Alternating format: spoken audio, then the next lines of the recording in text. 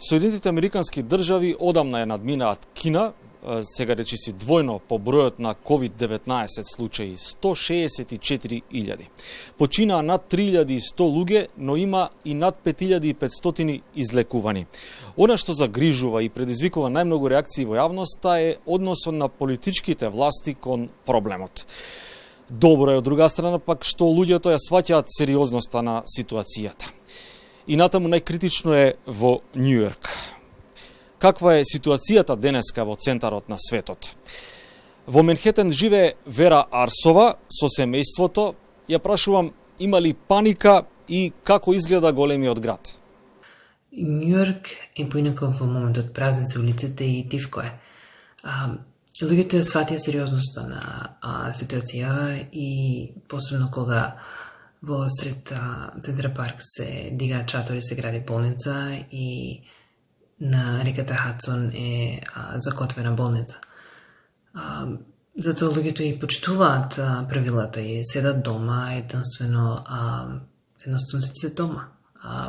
И постојат можностиот за достава на храна дома, така да повеќето од луѓето ги користат тоа, и многу од продавниците имаат определено време за постарите луѓе кога може да дојдат да купуваат храна. Вера, како лично го преживувате овој проблем? Одите ли на работа?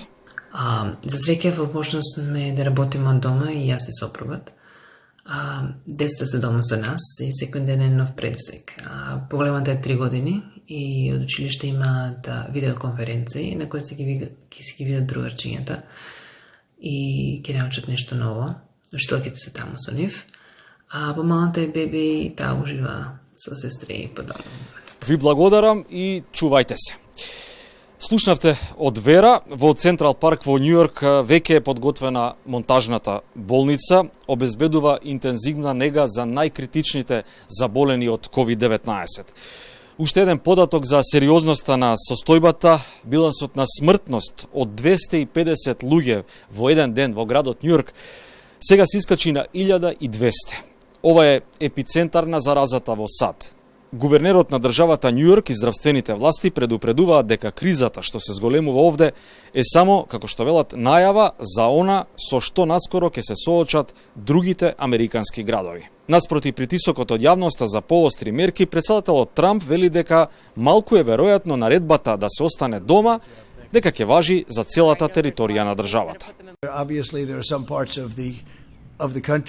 Очигледно има делови од државата кои се во многу поголема неволја отколку други делови кои што воопшто немаат проблем. Се надевам дека ќе останеме така и ќе правиме на начин како што делуваме сега. Американскиот претседател најави дека во Италија и во други европски држави ќе испрати помош во медицинска опрема вредна $100 милиони. Следна голема грижа за него е економијата. Трудови експерти и синдикатите сметаат дека вистински потрес предизвикува над 3 милиони откази. Берзата во Њујорк бележи скромен раст на акциите денеска, но во моментов сите се согласни, најважно е да се спасат човечки животи.